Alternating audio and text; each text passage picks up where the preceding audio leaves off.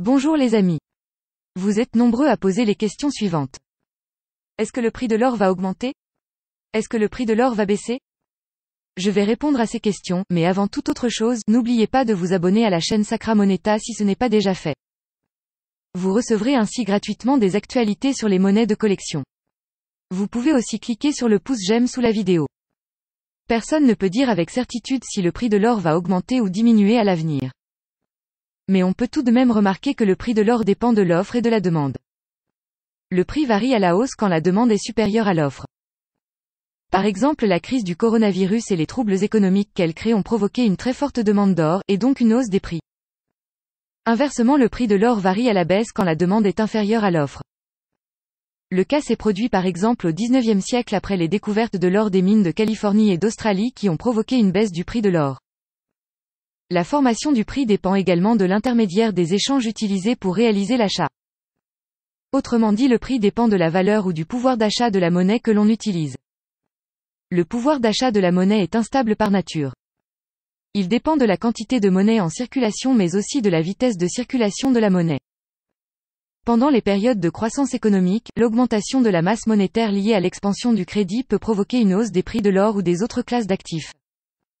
Cette hausse peut être stimulée par la création monétaire des banques centrales. La crise du coronavirus provoque l'arrêt brutal de la création monétaire par le crédit. Les banques centrales prennent le relais et font tourner la planche à billets. On peut supposer qu'après la fin de la crise, une contraction du crédit des acteurs privés, particuliers et entreprises, va se produire à échelle mondiale. La vitesse de circulation de la monnaie va également probablement diminuer, conséquence d'une baisse de la consommation.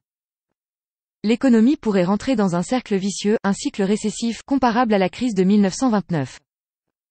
Le monde entrerait alors dans une deuxième grande dépression. Dans ce cas, comme pour toutes les autres classes d'actifs, le prix de l'or pourrait baisser. Mais il baissera sûrement moins vite que les actions et en tout état de cause préservera mieux la valeur de votre patrimoine que n'importe quel autre placement.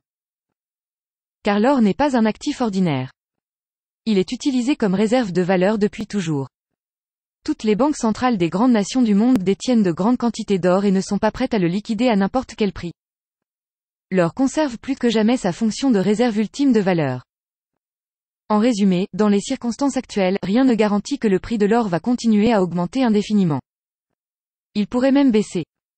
Mais il reste toujours la meilleure réserve de valeur sur la longue durée. Si vous souhaitez en savoir plus sur le prix de l'or, suivre le cours de l'or et acheter des pièces ou des lingots d'or, cliquez sur les liens sous la vidéo.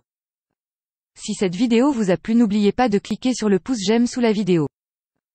Vous pouvez bien entendu laisser vos questions, remarques ou commentaires dans le fil de discussion sous la vidéo. Merci pour votre attention et à bientôt.